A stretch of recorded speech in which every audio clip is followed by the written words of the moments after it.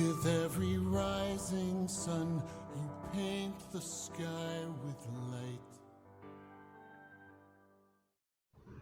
Hello, good day. Today's a beautiful day, and I want to teach you something that is very important to me. I titled this message "The Spirit of Cain." Yes, Abel and Cain, the story of Abel and Cain, and something dropped in my spirit called the Spirit of Cain. I have noticed that the spirit of Cain is roaming around in people, but they are not aware, and they are Christians. Some are not Christian. The spirit of Cain does not care if you're a Christian or not.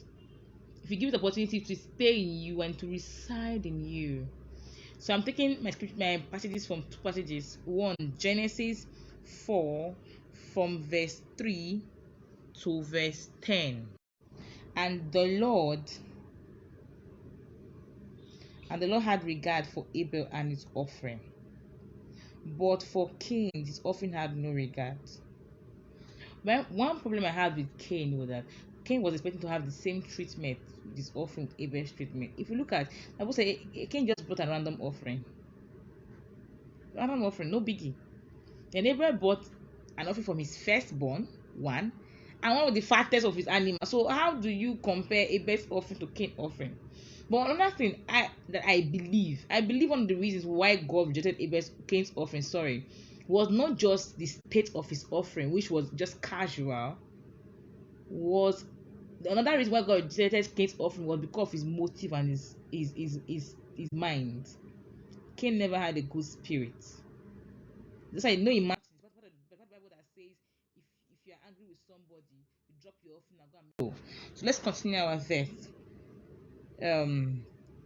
Verse 5 says,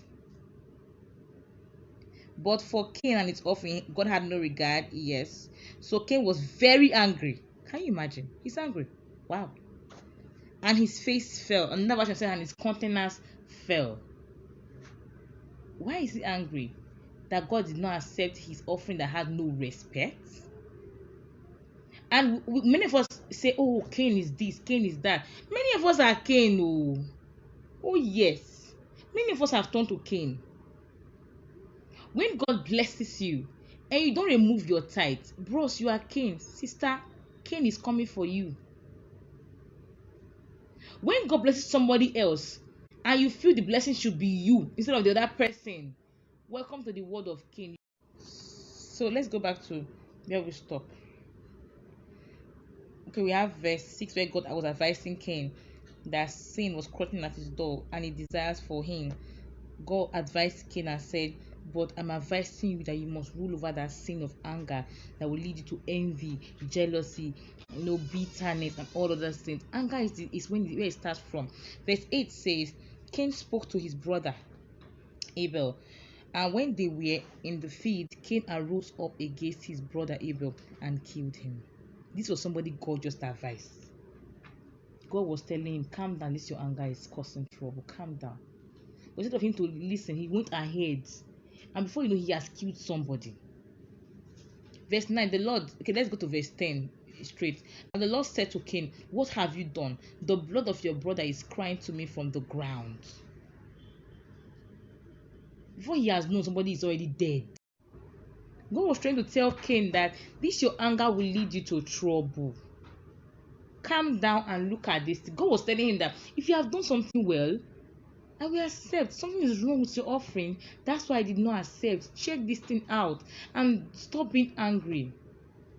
This boils down to us every day. We do something wrong and somebody corrects us and we get angry. I know there's a difference between somebody trying to bring you down, somebody correcting you.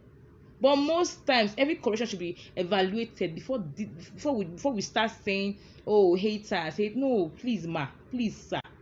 I admit that there are haters out there, but first and foremost, admit that you are not worthy of that hatred first.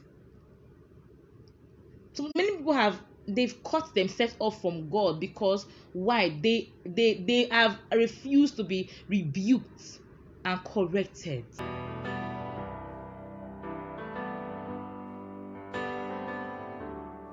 With every rising sun, you paint the sky with light.